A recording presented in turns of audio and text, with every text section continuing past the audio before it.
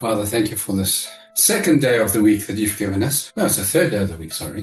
Thank you, Yahuwah, that we can gather around your word. Thank you, Yah, for your servant Mara, that you give your ruach to be the anointing upon our lips, share with knowledge, with wisdom, that we receive your knowledge and we receive your counsel from your word as Mara breaks it up for us. Thank you, Father, precious name of Yahusha. Emunah. Amen, Yahuwah. Emunah. Yahuwah reigns. Amen, amen. Yahuwah reigns. I think it's becoming a problem, this coming together every night. You know why? Because if we don't come together, like we missed now last night, and we only saw each other, when was it now? Saturday. So then it starts feeling like a very long time apart. So I'm wondering, it's becoming almost like an addiction to come together 5 times a week. And if that coming together stretches a little bit, then it starts feeling weird for me. It's like there's something I'm missing. I don't know. Do you guys feel the same, Santel? Mona, when I joined, I just sort of caught the middle of your sentence where you said something about we're gonna do something for 4 weeks and then we're gonna rest for 4 weeks. And then I thought, no, what am I gonna do for 4 weeks in the evenings if we're gonna rest? So yeah, that's how I feel about it.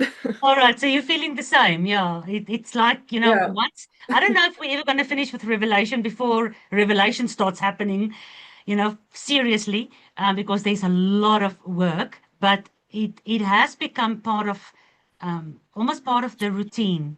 And it did, even like, missing last week with that movie I had to go and watch and missing last night, it feels like I'm getting out of sync almost.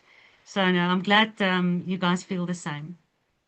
And I come up for the men in the class. Please, the very large amount of men. Yeah, I don't know how many we are tonight, but At Mara, least 2. we will definitely miss this if it's not on, but I think while we're in winter, it is quite okay for the men out there. I think where it gets really difficult for us men is when summer comes and you want to be out working in the evening till bedtime, then it's going to be a problem. Mhm. Well, I can promise you one thing. As we get through all these basics, everything we've done up to now was really laying the groundwork. We haven't even started with the really weird things and the controversial things and the interesting things of the book of Revelation itself. So it's only going to become more and more interesting. So it's probably going to become more and more difficult to stay away. I'm hoping. I'm hoping for that. All right, we are busy with 2C, which is all about the great falling away. We looked at lawlessness. We looked at the fallen away church and the rocks they're hiding behind. And then we looked at the great deception. And the last thing we discussed on Shabbat was the great delusion. And we ended with 2 Thessalonians 2, verse 9, remember, where Yahuwah said, for this reason, he will send them the strong delusion. And send in the Greek is autos, like automatic. And the strong delusion has got the root word of planei. And we looked at how the Bible and the evidence we see in the world around us proves to us that Yahuwah is just and is not unfair. And this verse that says he sends the great delusion or the strong delusion, that doesn't actually give anyone an excuse to point a finger to him to say that it's not right that he sends the great delusion. We looked at all those previous verses where Yahuwah puts the standard down. And when that standard is ignored or rebelled against, then the automatic consequence will be the strong delusion. So tonight we continue. This is part 3, and we're looking at false doctrines. So you know that the true house of Jacob, which is, Israel, the nation, the true house of Jacob and the restoration of Judah and Ephraim versus the replacement theology, which is the state of Israel and the New Testament church. Let me say this again. You've got one group over here, and they are against the other group over here. The first group is when Judah and Ephraim, as is prophesied all over Scripture, will be restored and they will be called the house of Jacob again. And of course, we're going to look at detail at Jacob's trouble and the house of Jacob and understanding who and what and where and how Jacob is. But that's the one group, the true Israel. And this group is against this other group, who is the replacement of Israel. And it's called replacement theology, where you have Judah and Ephraim in this one group. In the other group, you've got the state of Israel and you've got the New Testament church. And we decided together to speak like this, and we all agreed to that. So you know what I mean when I say true Yehuda and I say Jews from the synagogue of Satan, those who say they are, but they're not. So the false Jews and the New Testament church is the replacement Israel. But according to scripture, to a lot that you've seen this far, the true doctrine is that there is one Israel, which has to be restored out of the true Yehuda, and then the returning Ephraim, the returning of the prodigal son. So this replacement theology is one of the biggest false doctrines of the great falling away in the last days, where both Jew and Christian today does not believe that Ephraim or the lost 10 tribes or the house of Israel even exist. Both the whole Christian movement and all of Judaism, I can't say all, 99% of all Christians and all Jews today do not acknowledge that there is a restoration of Ephraim and Judah. And the more we study, the more we learn the true doctrine of Yahuwah. And the more we can see how this false doctrine is being allowed by Yahuwah for these two major religious groups to sort of then believe in this delusion and to be sent this delusion. Because why? Because both these two groups, Christianity and Judaism, and I can't say all of them, I'm going to say 99% of them, or let's make it 98% of them, they are not reading and following the T&T, the Torah and the Testimony. And I just want to give this quick witness again. I think I've told many of you guys before that when we were in Israel, I was so excited to go there and, now that I understand and I'm keeping Shabbat and I understand the prophets and all that, I was so excited to speak to my older brother, Judah. And I probably spoke to about, 12 or 13 people altogether, specifically talking about the prophets and how the prophets are talking about Ephraim. And I was shocked because out of those, let's say 12 people, and one of them was a rabbi.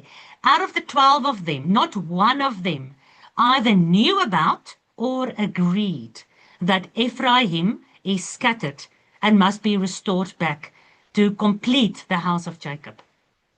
So this false doctrine is really, really successful in this great falling away of the last days.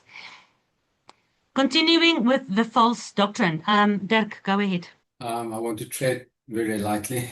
First thing I want to say is, in ministry to the Jewish people that Adrian and I were involved in for so many years, it is frowned on heavily, this thing that you're talking about now, Marta, about Ephraim. If you mention Ephraim to them, it's, no, that can't be, kind of thing, which is what the people in the land believe. And I want to add to that very gently, the Jewish people that we have dealt with there, that you have dealt with there, the rabbis and so on, they are not older brother Judah. I'll leave it there. What have I said? Remember from the beginning, there's the two groups of people. The one is the true Yehuda and the returning Ephraim. They are against the other group of people. What did I say? Who was the other group of people? It was the state of Israel and the New Testament church. So we agree, Dirk, you and I, right? Yeah, sorry, battle to find the button. Yeah, okay. I just want to make sure because we're going to talk about Judah and Yehuda and Jews a lot. And we don't have to have this conversation every time. We all know by now There's the Jews from the synagogue of Satan. There's the state of Israel. And then there is the house of Yahudah. We all are happy with that. Okay, Psalm 83, verse 2 to 5. For lo, your enemies have taken crafty counsel against your people, and have consulted against your hidden ones. And they have said, come, let us cut them off from being a nation, that the name of Israel may no more be in remembrance. For they have consulted together with one consent. They are a confederate against thee. I need to break this open for you. This is not even a mouthful. This is a truckload full. Let's begin. This psalm is speaking to Yahuwah, and we are having a broken heart for Yahuwah, because Yahuwah's enemies are taking crafty counsel, crafty, just like the serpent was more crafty than any other being. So this is a serpent system. And we looked at mythology, and I showed you the serpent system is in all religions, but especially in the one that is above all the other religions, that has ciphered through into all the other religions, right? Your Kabbalah at the top, rooted in mythology, rooted in the serpent system. That's the enemy of Yahuwah. And these enemies have taken counsel against your people. So who is Yahuwah's people? Jacob is Yahuwah's people. So when we say Jacob, who do we talk about? The true Yehudah and the true Ephraim restored, the two sticks, one stick in the hand of Messiah, the one olive tree, broken branches grafted back, wild branches grafted in, shop. That's the people. Let's call them Jacob. So when we say Jacob, that is Yahuwah's kingdom. That is the kingdom of Israel, the 12 tribes restored, the 12 foundations of the New Jerusalem, everything that is around 12. So this enemy system that is against Yahuwah is taking crafty counsel against Yahuwah's people. So first of all, what have they done? The false doctrine of the replacement theology. And secondly, the false doctrine from the Jewish people today that says, Ephraim? Who's Ephraim? They don't exist. I listen to a lot of rabbis, especially when they talk about prophecy. I try to understand, how are they reading the prophets? Because they are doing exactly the same as the Christians. They're reading something and then they're twisting it to fit their doctrine. So when they read these prophecies where the Bible explicitly talks about Ephraim being scattered into every tribe, nation, and tongue, worshipping false gods, repenting in the end days, and returning back to covenant, then they say, oh, those are the Jews that are in every tribe, nation, and tongue.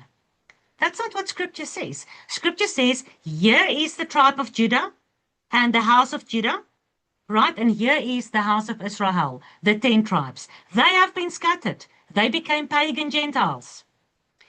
Now, these rabbis, I've not heard, and I've listened to thousands of hours of rabbis and read their books. None of them has got any inkling of an understanding or a willingness to preach that which the prophets are saying over and over and over again. They just replace the lost sheep of Israel, they replace that with the Jewish people that's all over the world. Right? And it's the same thing with the Christian church. So the Christian church says neither Jew nor Ephraim, has any importance, because all of that is Old Testament and everything is now replaced by the New Testament church. This is the crafty counsel. And we looked at the Scofield Bible, remember? We looked at John Darby, who started this whole replacement theory, and then it was solidified in the Scofield Bible, and the Scofield Bible was adopted by the Dallas Seminary, and that's where most of your mega church pastors and preachers are going for their theological studies. And we know the Scofield Bible has been financed by the Rockefellers, who previously used to be part of the Rothschilds. So this crafty counsel is not just a Jew or a Christian that read the Bible in a different way. It was deliberately financed as part of a plan. Here, Psalm 83 says, they've taken crafty counsel.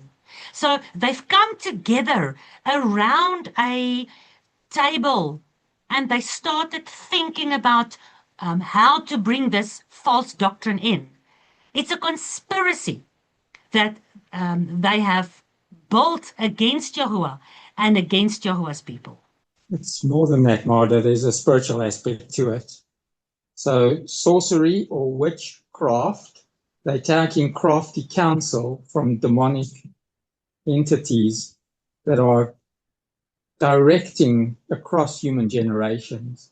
So they have like century-long plans they bring about, and that's the crafty counsel. I read into this as well. They're getting counseled from the other side, let's say. Yes, I was on my way there, so you agree with me, because who is his enemies ultimately? Is his enemies just humans? Or is it humans that are puppeteered? As we saw in mythology, we saw that today's modern day religions all have spiritual or principalities over every one of them. Every nation has a principality over them.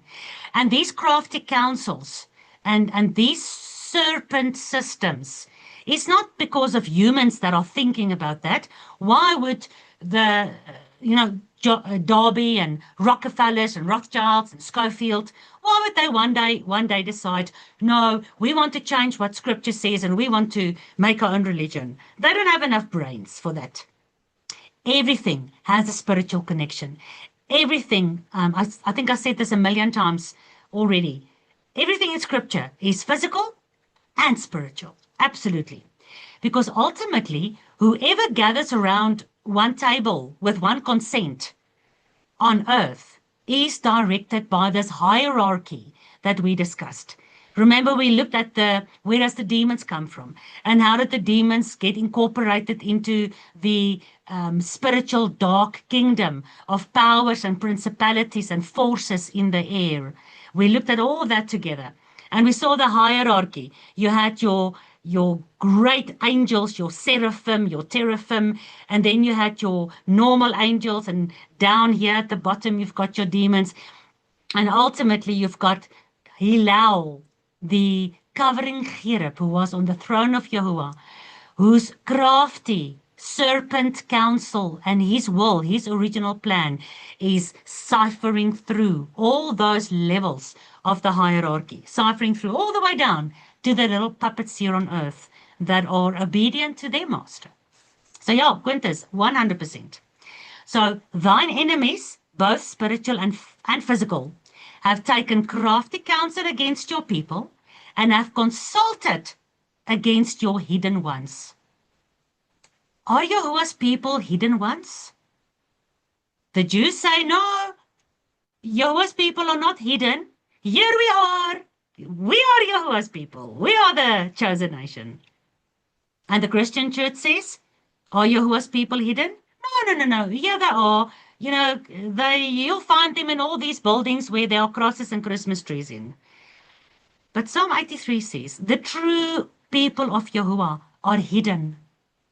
Now, like Dirk says, when we look at the state of Israel, it's difficult to see the true Yahudah that is there hidden somewhere in the streets of Jerusalem.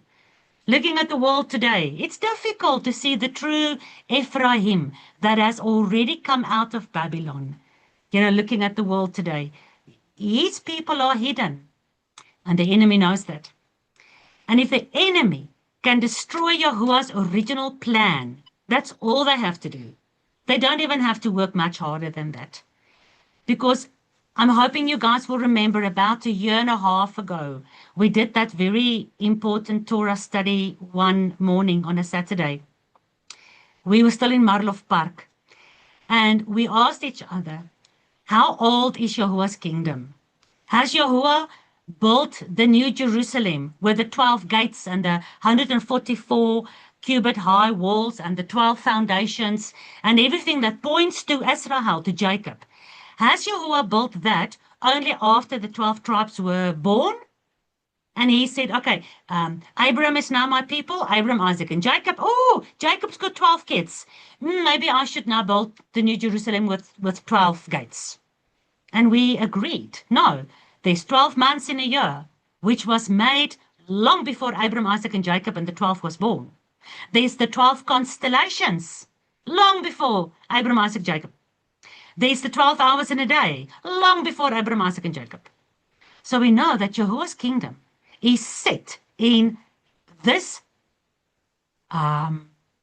what's the right word? This blueprint of 12.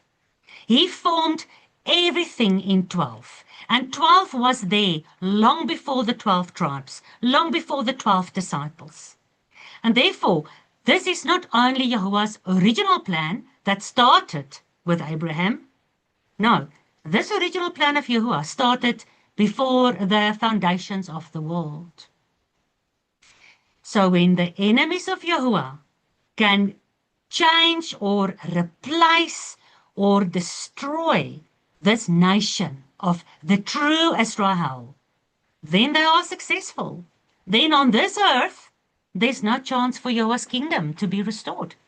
So that's why they say, come, let us cut them off from being a nation, so that the name of Yashrael may be no more in remembrance. No more in remembrance. For they have consulted together with one consent, just like at the Tower of Babel. They are a conspiracy, a confederate against thee. Massive false doctrine success. They've got one problem. You. You are the problem. Because you are remembering the name of Israel. You are remembering the Sabbath day. Although you are not Jewish. You are these strange, peculiar people out of Gentile nations. And there Mariette goes with her yellow pen all over my screen again.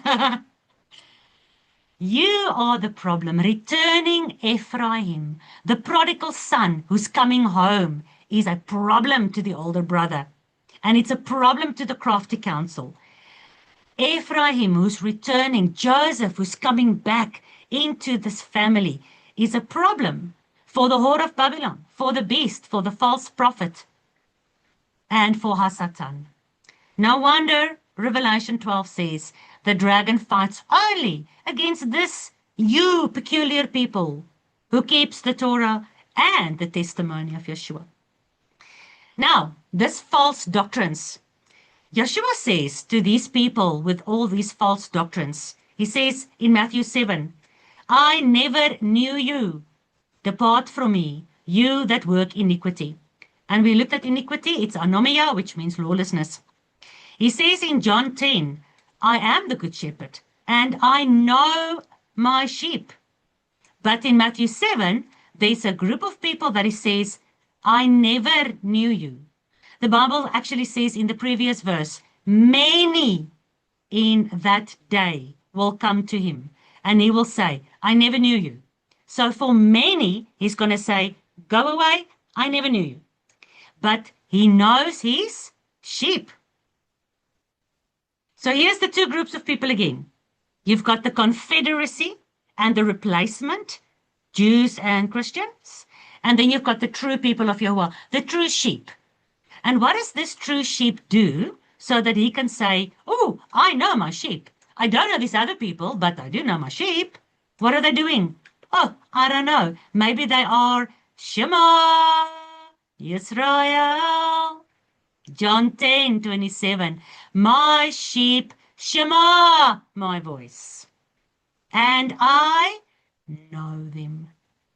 Wow, that's easy enough. For those who Shema, Yeshua says he knows them.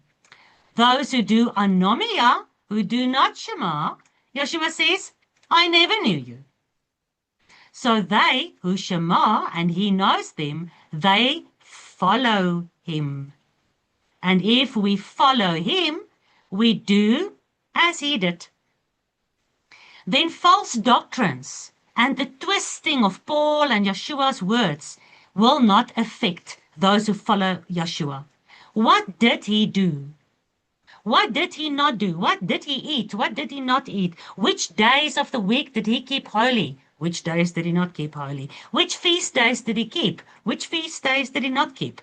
So if you look at what he did, and you are his sheep, and you are shemaing his voice, and you follow him and do what he did, and Paul says, follow me as I follow Messiah, and we do like Paul did. Paul, which feast days, what kosher laws, we do what Paul did. Then Yeshua says, I know you. I yada you. But for those who do not follow him, but who are teaching false doctrines against his true instructions, Yeshua says, I never knew you. You never listened when I called you. I'm the good shepherd. I will leave 99 for you. I will come and I will look for you. But if I call you, you need to listen to me. You need to come back into the fold. You can't go against the good shepherd and expect to be part of his sheepfold. He says, I know you. You follow me if you hear my voice. And hear means Shema. It means to listen and obey. So when you call the sheep must say, oh, finally, I was lost. There's my good shepherd. And the sheep run to the good shepherd.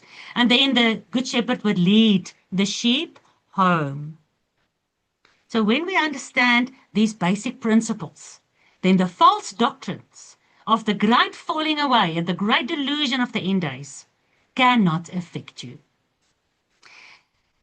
Now we have to look at the anatomy of the sheeple. So you've got the sheep of Yeshua who hears his voice, and then you've got the people who are like sheep following after the false doctrines. So we're going to call them the sheeple, the people who are like sheep that are lost and not obeying the shepherd.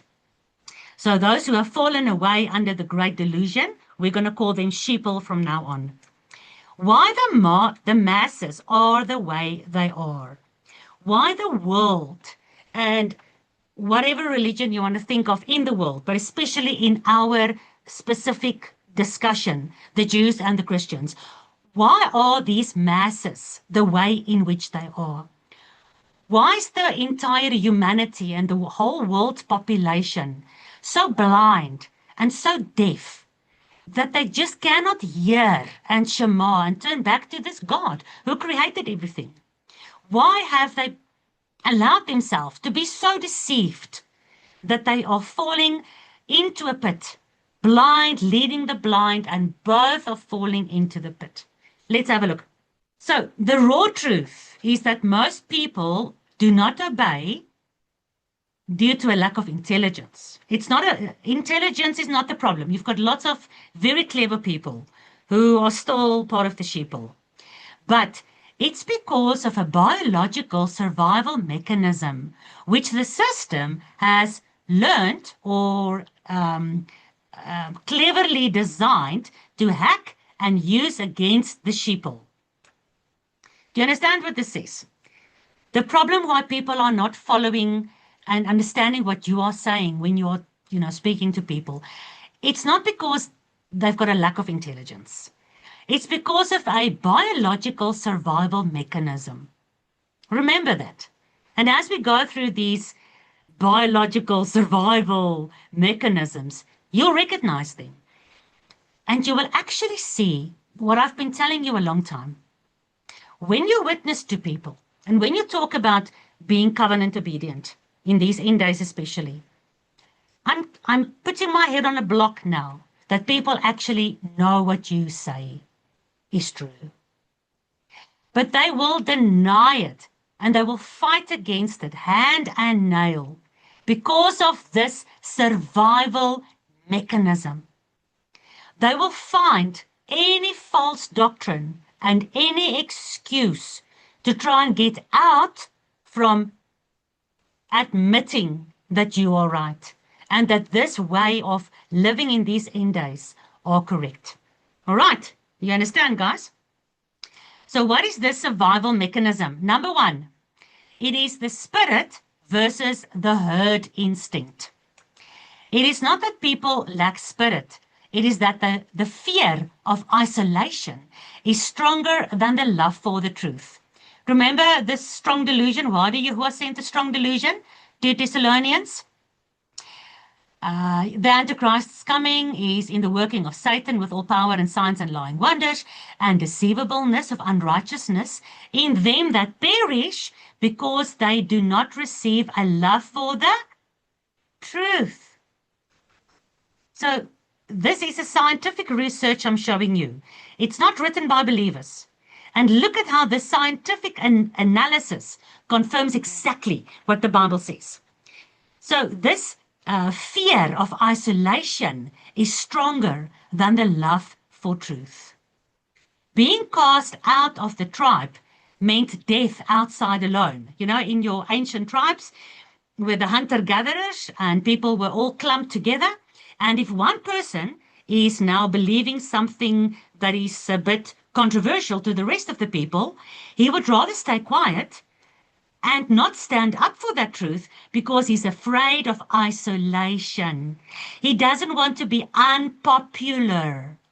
He wants to be part of the herd. He wants to be a dead fish because you only go with the stream if you are a dead fish. Look at fish. What fish goes downstream? Only the dead ones. The ones that wants to go up like the salmon. Have you ever seen a salmon run? You guys must do yourself a favor. Watch the BBC. I think it's a 3-hour documentary on the salmons. How they fight every day for like weeks to go upstream because that's where they were born. That's where they come from. That's where life is. And if the moment they stop going upstream, they die when they go downstream. You're a limp dead fish. When you are part of the herd, you know that that thing over there is truth. But your love for being accepted is stronger than your love for the truth. So again, for those people, Yahuwah sends the strong delusion. Nobody can point a finger to Yahuwah. It's because Yahuwah says also in 2 Thessalonians through Paul, it's because their love for themselves and for their survival is stronger than the love for the truth. And that's why Yahuwah is preparing us. We will not be able to survive in this world by buying and selling. So we don't love our survival or our lives more than we love him. He's busy training us. He's busy developing our faith that can move mountains in the end days because we do not love our lives more than we love the truth. All right. Being cast out of the tribe meant death if you're on your own outside. Today, that fear translates into accepting social lies to maintain group approval. I'll accept the social lies so that I can maintain or keep my position in the group. We know this in our children, don't we? Our children will go to any lengths. Maybe not, all of our children, but the teenagers, even now as young as in primary school, children will do anything just to be accepted. What is that called? Not herd mentality, not group pressure. There's a specific word. Peer pressure. Peer pressure. Thank you. Peer pressure has caused more children suicides in the last, 10, 20 years than any other causes of teenage suicide before. Peer pressure. I've watched many documentaries about how a bad thing somebody said on social media caused a child to become so depressed. He cannot go back to school and show his face in school anymore, and he commits suicide. That's the stronghold. This survival mechanism is so strong. And again, like Quintus says, it comes from ancients ago, not centuries ago, millenniums ago, where the principalities who's pulling the strings of the world rulers and the technocrats in these end days have made our children such technological zombies that they are glued to their devices. Their lives are in these devices. And it's all about how many likes and how many shares and whatever you get. And if you get bad comments on your social posts, Instagram and TikTok and I don't know, X and whatever there is, then your whole world shatters apart. I've watched a couple of these teenage movies, especially the ones where the entire narrative goes around what happens on social media. Who's the most popular in school? And it's, they've got apps on their phones to vote who's going to be, what is it called? Prom queen and prom king or whatever. They've got apps for these things. And then the kids that's at the bottom of this voting list, they don't even want to go to school. They walk around in school with their heads hanging down. I'm sure that you guys who's got teenagers in school can witness of this. Anyone quickly before we move on? Is what I'm saying true? So very true. I agree. Yeah, you'll know. And Moda beehive mind. That's what they form with all this social media stuff. That I've seen as well. Yeah, here we go. Here Yahuwah says, with one consent. Very interesting at the soccer grand opening ceremony, satanic ritual.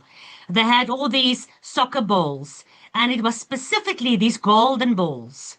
And when you looked at these balls with that pattern of the soccer ball, it looked like beehive on the inside. Go look again, because it's all about this beehive mind, forming that circle around that golden statue of the soccer World Cup, whatever. No, very, very true. So people, and remember, if this is the teenagers we have now, they are the grown-ups of tomorrow. And this entire, again, I cannot say all, because I know the homeschooling children are not like that. You guys and a lot of believers like us who are homeschooling the kids, some of those kids don't even have cell phones. And they're like 14, 15 years old. But let's say 99% of the entire world teenage population are tomorrow's population. And they have been indoctrinated and they're becoming so accustomed to survival that they will accept all these social lies. They will read about, I don't know, a new strand of COVID virus. They know it's BS from the previous COVID scam. But nobody at work, nobody in their family, nobody in the shops agree with them. So they'll just keep quiet. They will not witness. They will accept the social lies because they want to maintain their approval in the groups, whatever groups. Friendship, the church, social, shopping, work, all the groups. If this is the group mentality, 99% of the unbelievers out there, I'm not talking about you guys, will fall. This is the great falling away. This is why I said, not me, why the Bible said, just before the Antichrist is revealed, that'll be the greatest falling away. Because your survival on a social basis is more important than your love for the truth. They will avoid the emotional cost of conflict. Most would rather be wrong within the group than being right and being alone. Wow. You'd rather be wrong and still be part of the group than being right and standing alone. And what did Joshua say? You are not from this world. You are in this world, but you're not from this world. Don't worry. I will not leave you alone. When you stand alone, I'll take you one from a family, two from a city. And when you stand alone in front of synagogues and Sanhedrins and world councils and in the streets and in the mountains and wherever you're going to witness for me, I'll be with you. I will not leave you alone.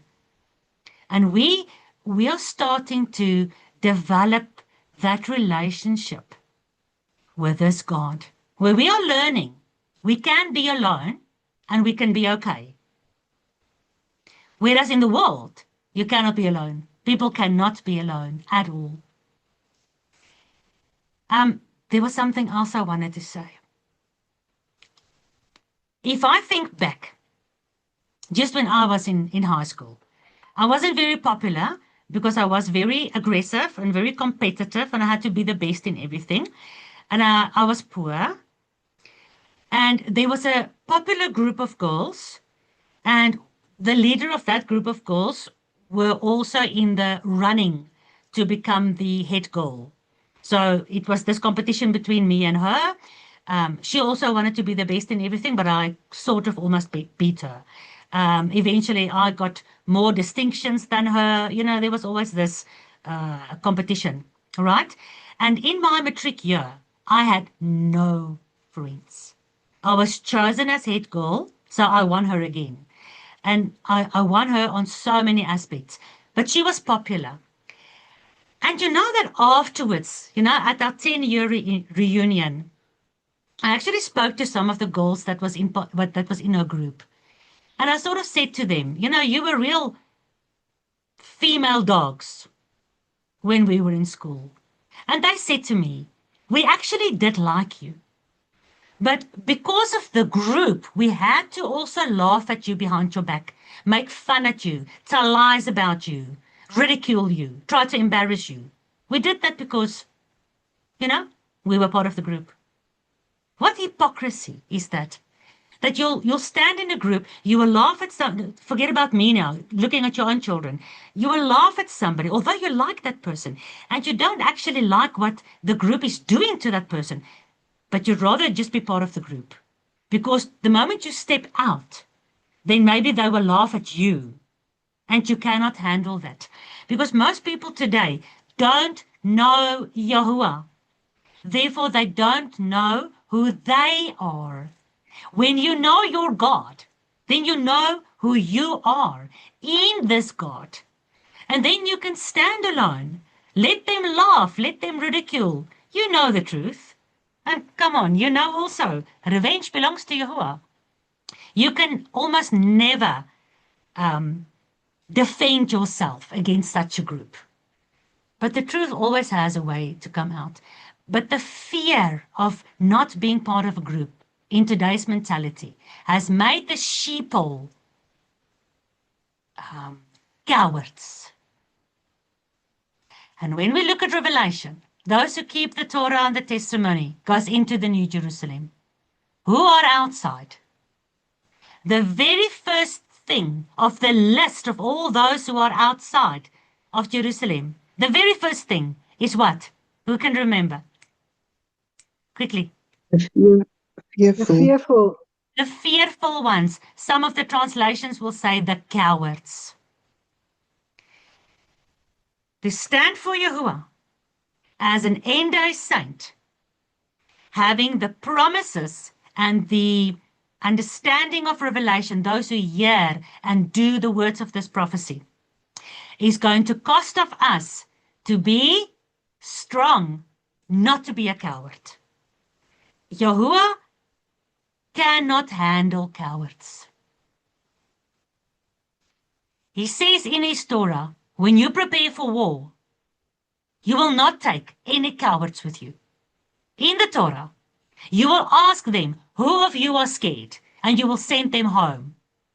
He cannot handle a coward. Now, for instance, Joshua and Caleb, they weren't cowards, right? But nobody must tell me, when they saw those giants and those high walls, that there wasn't fear inside of them. The problem is not the fear. Even your survival mechanism, it's based in fear. Fear for you, fear for your family. The problem is not the fear.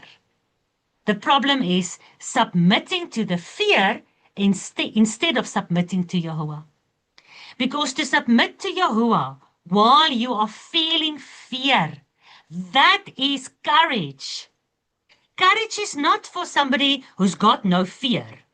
When you've got no fear, then, you know, you're not scared of anything. Then you are not showing courage to do something. You just go and you do it. You don't feel fear. But when you feel fear and you still go and do the right thing, that is courage. And that is faith. Okay, so that was number one, the problem with the sheeple today. Number two, Intelligence as a tool for self-deception. So having superior intelligence doesn't make you immune. Sometimes it just makes you better at fabricating excuses to obey. Confirmation bias exists. What is confirmation bias? Intelligent people often seek evidence that confirms what they already believe or what is convenient for them to believe, to avoid shattering their mental stability. The system doesn't ask you to be stupid. It asks you to be functional. Do you understand what this is saying? Confirmation bias. If I say it's wrong to eat pork, right? It's against Jehovah's will. Then the Christian will go and they will Google and they will look for videos and they will look for answers and they will get 10 videos. And 5 of them will say, yes, it's wrong to eat pork. And the other 5 will say, no, you're free from the law. So what will they do? They will take only the 5 videos that supports their existing belief. And they will bring that back into the argument and say, this guy says it's like this and this and this. They will ignore the other 5 videos. So it's the intelligence. Remember in number 1, the problem is not intelligence. Where's it now? People are not disobeying for a lack of intelligence. It's a pure biological survival mechanism. So the very intelligent guys will also want to survive. They want their existing belief and understanding to be safe. Even if they somewhere, in the back of their head, if they are honest, they actually know what you're saying is true, but they cannot admit it because that will mean that they were wrong. And people don't want to be wrong today. We can see the evidence of that. People don't want to repent. People don't want to admit when they're wrong. They will keep on fighting. We see this in marriages. You'll keep on fighting because you want to be right. Just stop. The Bible says 1,000,000 times, just repent. And this is the problem with the sheeple of today. They will fight hand and nail. They will find any excuse because they want to keep the mental stability. They don't want you to come and rock their boat. They want to remain stable. Quintus? Also, coming off of this, I'm thinking of the school system and the way school systems are designed. They'll teach you a lie, let's say evolution, and then force you to repeat that lie. You'll repeat it and repeat it and repeat it, and then force you to repeat the lie, because if you don't repeat the lie, you don't pass the exam. If you don't pass the exam, then you're ridiculed as being stupid or, whatever. So the school system is around forcing you to repeat lies. The school system is an excellent sheeple university. And we've all been through it. That's why we can, now that we look back, and who started the school system? Oh, surprise, surprise. Oh, Rockefellers again. Isn't that amazing? So, number 3, the hijacking of autonomy. It's called the Milgram effect. I promise you, this is scientific research. These people are not Bible believers.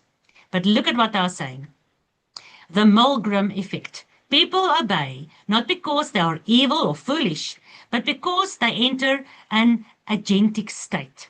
They stop seeing themselves as responsible for their actions, and they see themselves as mere instruments of a higher authority.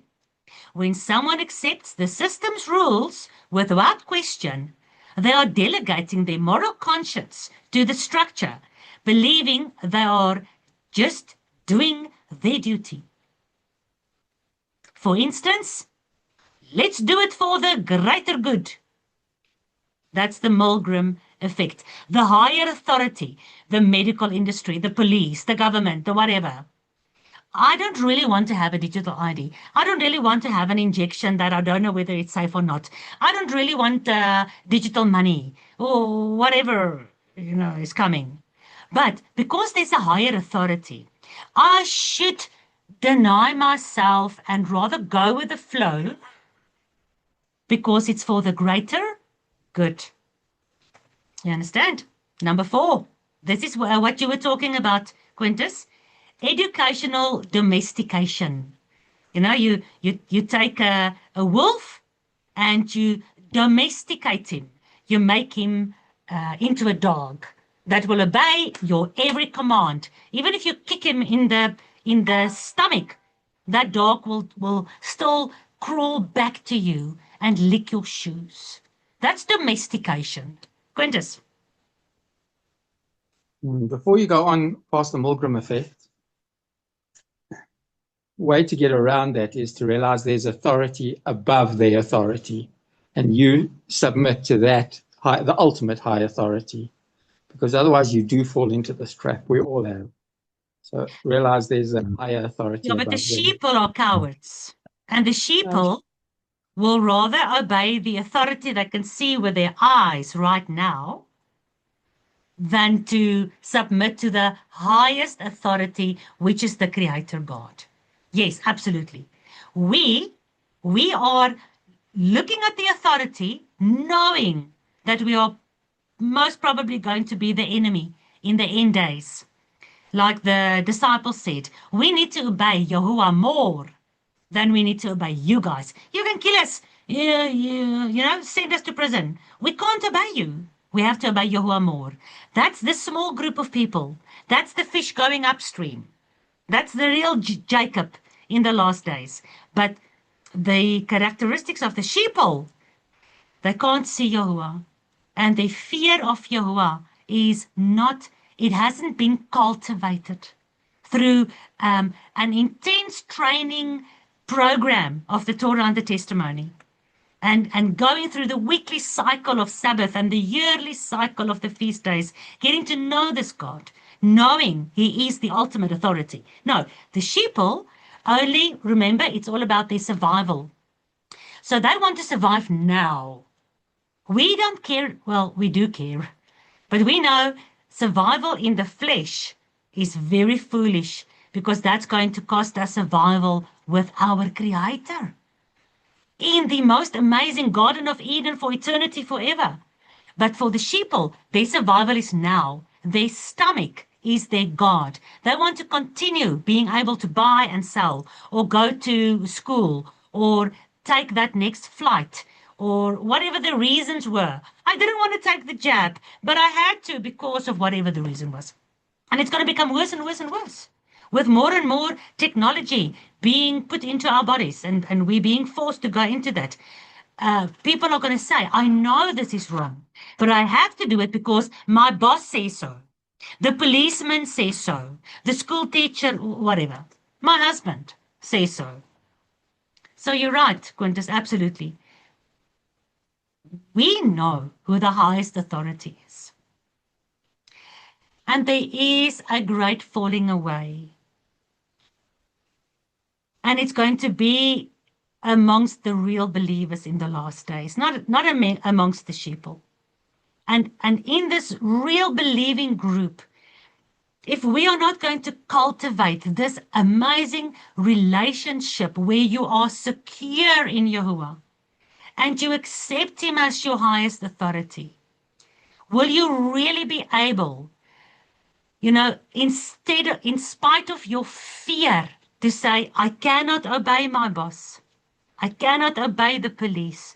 I cannot obey the government because in this specific instance, I need to obey the highest authority. It's going to be difficult. And that's why I'm showing you these verses. They are the sheeple. But Joshua says, the sheep who hear and obey my voice, I know them and they follow me and I will take them into the sheepfold. Let's see if we can run through all of this tonight so we can finish. Educational domestication is number 4. From childhood, the system rewards constructive obedience and punish deep questioning. I know Arnu and even Aldu in school, in high school, you know, they questioned their teachers. Every time there was some discussion about Earth, they had all these flat Earth questions. Oh, every time the teacher will say something and they will come with some scientific question. How can that be if the science shows this, confirming flat earth? And that kind of deep questioning is not acceptable. You guys know that. Questioning evolution, questioning authority, questioning anything you are learning in school. Your children, can they question now this new sexual transformation that's being taught in school? Can they say in school, but excuse me, there's a mother and a father. What else is there? They can't do that anymore. That is out of the question. You cannot question. You have to submit to the rules because there's reward in that. How do you train a wolf, a free, running, natural, biological wolf? How do you get him to become a domesticated dog? You reward him. Every time he does something good, he gets a pat on the head or a little something to eat, a snack or something. And every time he does something bad, bad dog, bad dog. And you ridicule the child in front of everyone. And 99% of Christians who go to university are changing their religion. And they go from Christian to being an evolution atheist. Because most universities will ridicule you if you question evolution at all. On university level, it is the worst. Worst. The statistics show that most people lose their religion when they go to university. So the system rewards constructive obedience and punishes deep questioning. People are taught to look for the right answer instead of learning how to ask uncomfortable questions. By the time they reach adulthood, the muscle of doubt has atrophied. Atrophied. Quintus, atrophied? Whatever. It has calcified, like the pineal gland calcified. It has turned to stone. It has become a fossil. When you don't practice asking uncomfortable questions, a lot of people that is following the TNT today has actually witnessed that since they were young, they were asking questions in church. They were asking questions in Sunday school. And they were ridiculed and they were shushed. Shh, don't ask that question. That's a stupid question. I'm going to send you to the pastor. The pastor must deal with you. And they will call your parents. And this child is asking, stupid questions. How can we go to heaven immediately? Are we going to sit there and look down at earth? Don't ask those questions. You just believe. Just believe. Whatever the church teaches, you shut up and you believe. Whatever the school says, you shut up and you believe. So that is the educational domestication. You make of a wolf a dog. And you can kick this dog and he will crawl back to you. The world is being manipulated and kicked to one side, and nations are being targeted.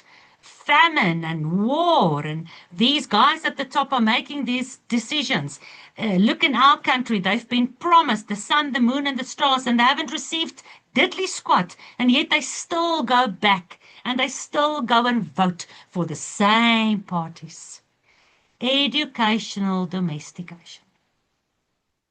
Most believe the lies because the truth is too costly.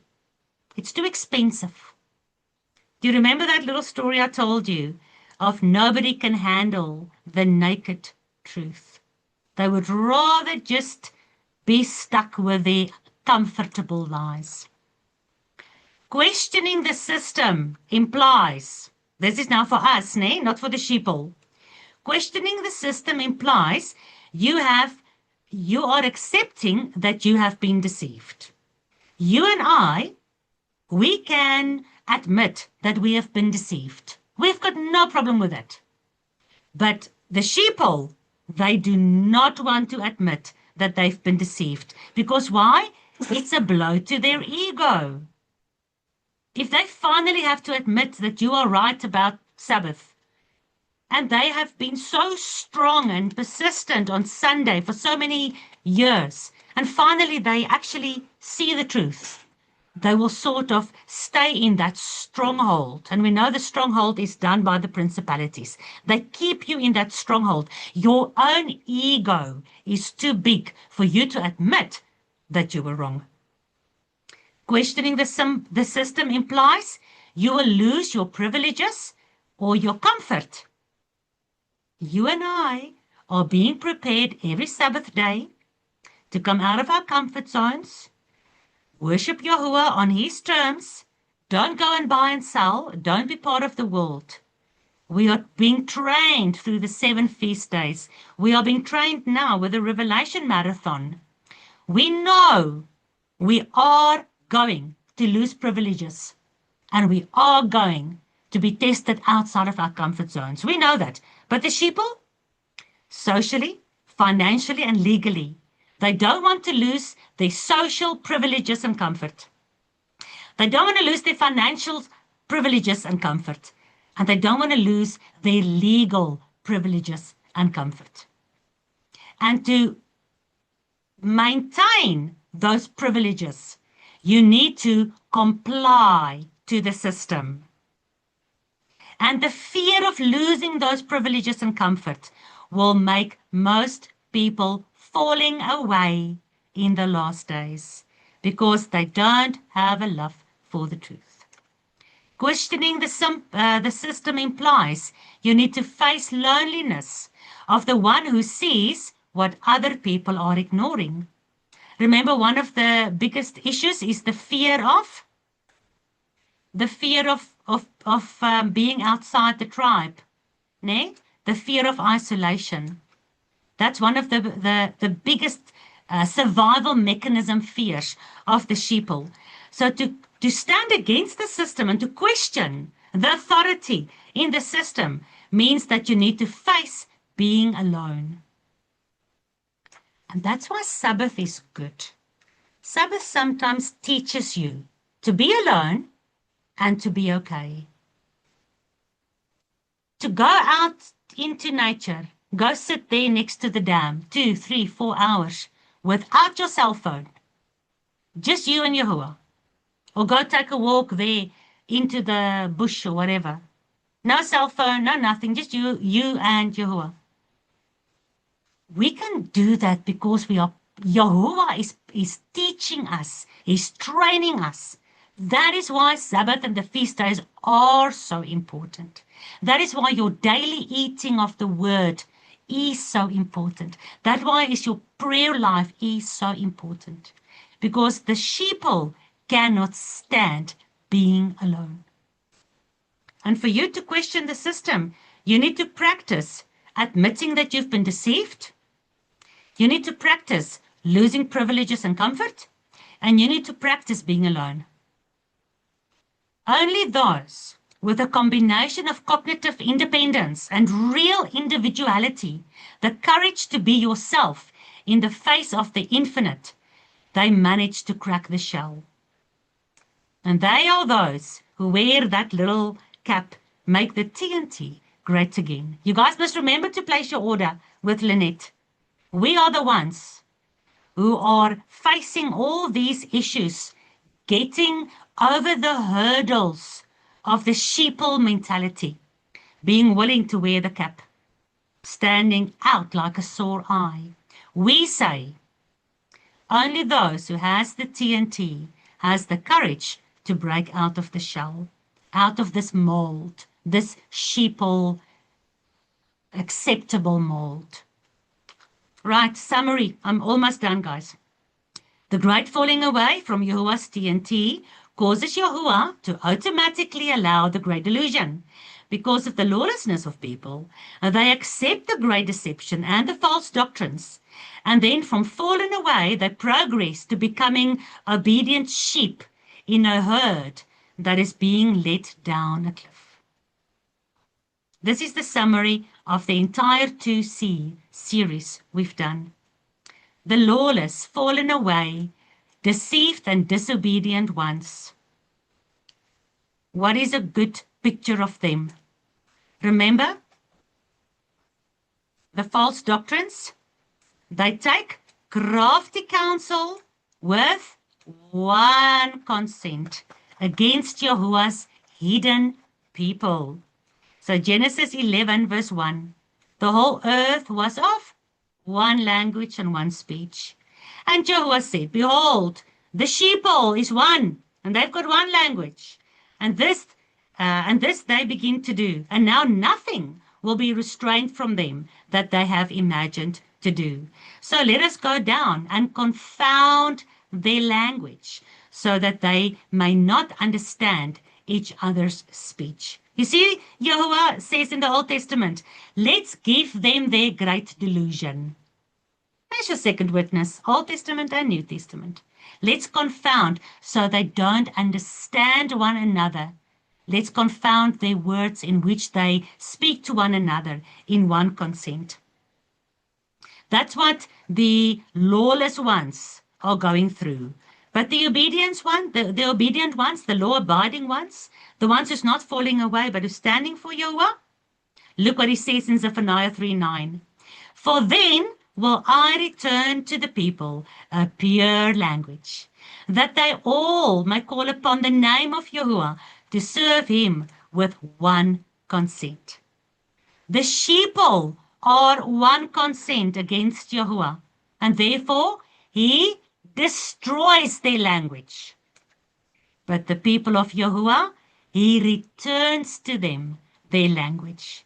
And then they are also of one consent, but of one consent, falling back to him, not falling away from him. Amen. Just a little laugh when you were bringing up the flat earth and our kids in school. It just shows you how great Jehovah is and how he works. Because when I discovered the flat earth a few years ago, I shared it with my daughter who was in grade 10 at that stage. And the very, very next day in English class, they did a poem on the globe. And she just started laughing in class and said to her friends, I'm sorry, guys, my mother's just blown my mind with this whole flat earth globe thing just the previous night. It was actually quite amazing how it all just worked out. Wow, yeah. Coincidence, no? There's no coincidence in our kosher word. No, not at all. No, thanks, Fatima. Anyone else? Mara, I think it's such a good example what happened to that young girl a few weeks ago or last week, where she actually died at work, and allegedly her employer wouldn't let her go to the doctor or something like that. And then the question on everybody's mind was in the comment section was, why didn't she just get up and go to the doctor? And this is exactly, you submit to this authority all your life to such an extent that even when you feel ill at work, you wouldn't get up and just go to the doctor and ignore your employer. You will rather sit there in misery. Sure. Or in her case, she died in the bathroom. Wow. So just a good example of, how conditioned people really are. Yeah. Who of you have ever gone to the circus? And then you come there to the circus and you come around the corner and there's this huge big elephant and he's only on a little string. His foot is only on a little string. I mean, he's so strong. He can break that. It's not a string, but like a rope. But I mean, why don't they secure this huge elephant with lots and lots of chains? But it's only like a little peg in the ground with a small little chain thingy that he can break like this. What? How did it happen that they can secure the big elephant with only a peg in the ground and a string? How did it happen? Who knows? Conditioning. Explain, Tannie Petru. Oh, usually they start off with a young, small elephant, and the elephant is dependent on these people to get his food from them, and it gets in the end he's happy to be with him because there's no way he can look after himself. There's no wildness, and a small elephant needs company all the time. Yeah. And this is the same thing that I find with the young people that I walk with, and we speak about the scriptures and all these things, and I say, how can we go and be alone? Yeah, because we it's a can't big find fear. friends. Yeah. Yeah, we can't find friends, and that's why they go to these mega churches you know, Yeah. because they are being kept busy there, Yeah. also being conditioned Yeah. to listen to things and do things the way the rest of the people are doing. Yeah, and then rather argue with you, although they know what you say is true, but they argue with you because they don't want to lose their herd. The herd has Yeah. accepted them, and that's more important. That's a human emotional nature. We have been born in the sinful nature. That is a fleshly desire.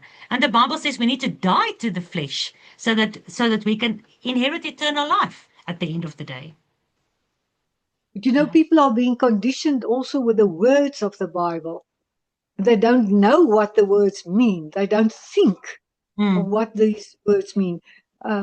What you've been saying just now, it's why it's just a word. It's just words. It's not what you have to do so that those words become truth. They became conditioned with the false doctrine and the interpretations of those words. The small elephant was actually in the beginning, he wanted to run away. He wanted to run back to his herd and his family. But once they caught him, they actually did put a thick chain around his leg, very tight so that it's painful. And then they had a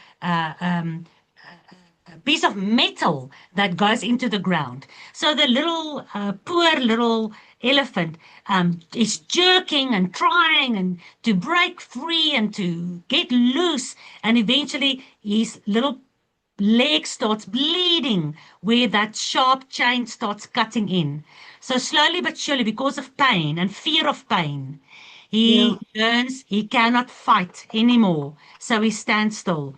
So even if you put nothing around his leg, but you just what is cup? Hammer. You hammer Hammer something. that Yeah. fall into the ground, and he sees it, and he sees you putting something, even if it's a little string around his leg, he's not going to move because he has been conditioned. Although he's got the strength to move.